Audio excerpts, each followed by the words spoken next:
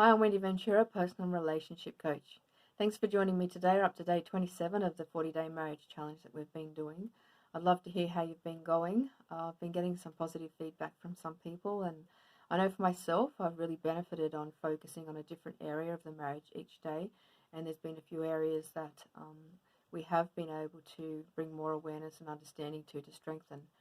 Um, if you've missed some of the past challenges, I've left the link above or below this video so that you can click on the link to get the free PDF download so that you can follow along to the complete 40 challenges. But today we're talking about understanding different roles in marriage, and it's a huge topic, but one that's really vital to understand and to be able to um, understand your role within the marriage so that you can have smooth running and healthy functioning within that marriage. And I think it's a topic that's often avoided.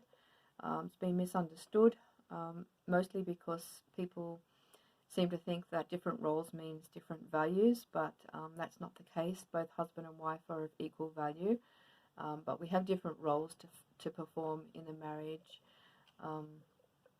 Both, as I said in the past, with the same team mindset, the two roles go hand in hand, and when we're supporting each other in those roles, we'll have harmony and peace in the home.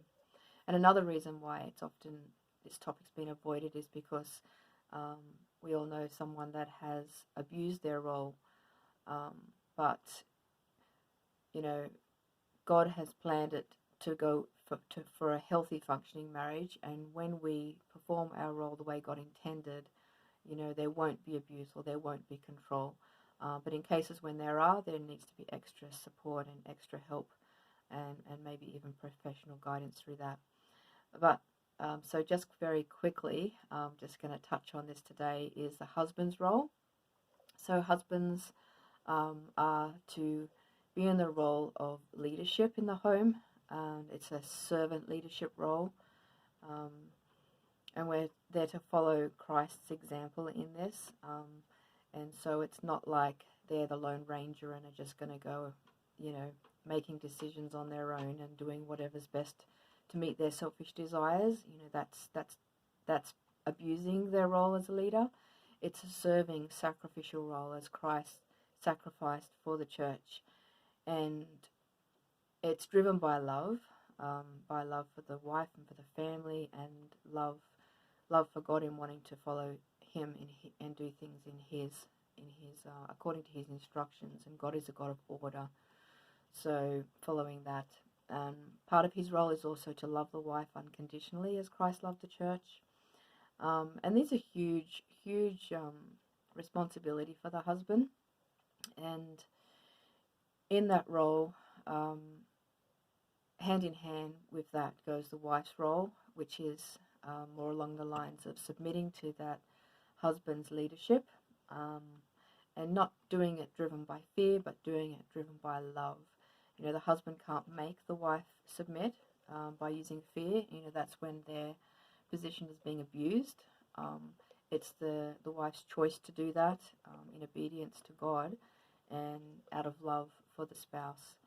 So submitting to the husband's leadership, supporting him in that role and encouraging him and believing in him, and showing the respect as well to sort of look up to him with high esteem, and to be free to have input into any decisions, and allowed to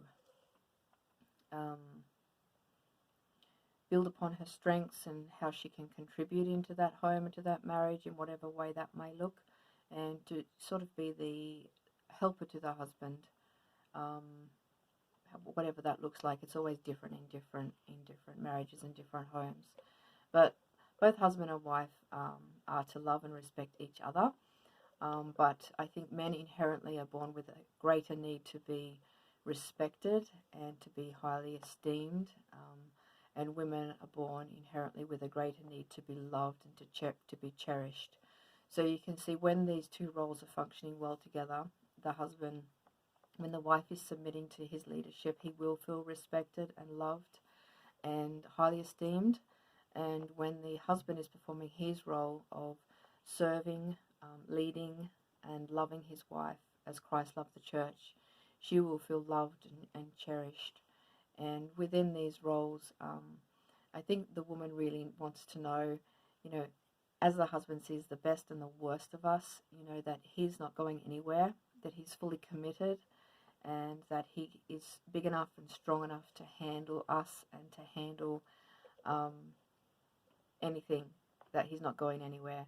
And then for the husband, he needs to know that, he's going to be respected and supported in his role, even if he makes mistakes in that role, that he will not be belittled or, um, you know, crushed, that the wife is there to support him, to cheer him on.